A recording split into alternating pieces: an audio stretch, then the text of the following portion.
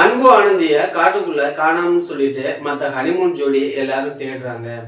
ஆனா கடைசி வரை அவங்களால அன்பு ஆனந்திய தேடி கண்டுபிடிக்க முடியல. இதனால பதட்டமான கோகிலா ஆனந்தி அன்புவை எப்படியாச்சும் கண்டுபிடிக்கணும்னு சொல்லிட்டு மகேஷை பார்த்து சொல்ல, நம்மளுக்கு முன்னாடி அவங்க ரிசார்ட்டுக்கு கிளம்பி போனாலும் போயிருக்கலாம், நம்ம எதுக்கும் அவங்கள ரிசார்ட்ல போய் இருக்காங்களான்னு பார்ப்போம்னு சொல்லிட்டு அங்கிருந்து மகேஷ் எல்லாத்தையும் ரிசார்ட்டுக்கு கூட்டிட்டு போறாரு.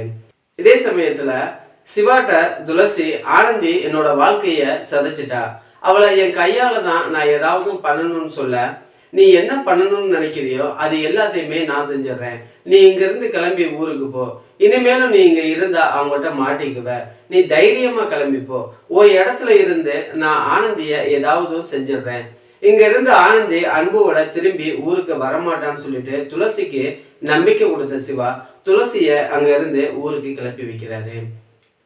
யானைக்கு வெட்டி வச்சிருந்த குழிக்குள்ள விழுந்த அன்பும் ஆனந்தியும் யாரும் காப்பாத்த வரலையேன்னு அந்த குழிக்குள்ளேயே இருக்காங்க. இன்னைக்கு ஃபுல்லா நம்ம ரெண்டு பேரும் இந்த குழிக்குள்ளதான் கிடக்கணும் போல, நாம ரெண்டு பேரும் இன்னைக்கு ஒன்னா இருக்கணும்னு அந்த கடவுள் தீர்மானிச்சிருக்காருன்னு சொல்லிட்டு ஆனந்திட்ட அன்பு சொல்ல, நீங்க என்னோட சேர்ந்து இருக்கணும்னு சொல்லிட்டு நினைச்சிட்டு இருக்கீங்களா, எப்படியாச்சும் இங்க இருந்து நம்ம தப்பிச்சு போகணும், அதுக்கு ஏதாவது ஐடியா சொல்லுங்கன்னு ஆனந்தி அன்புட்ட பரிதாபமா சொல்றாங்க.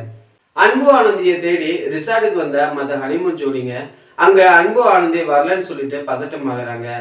எப்படியாச்சும் ஆனந்தியவும் அன்புவையும் கண்டுபிடிச்சு கொடுங்கன்னு சொல்லிட்டு கோகிலா மகேஷ்கிட்ட கெஞ்சுறாங்க.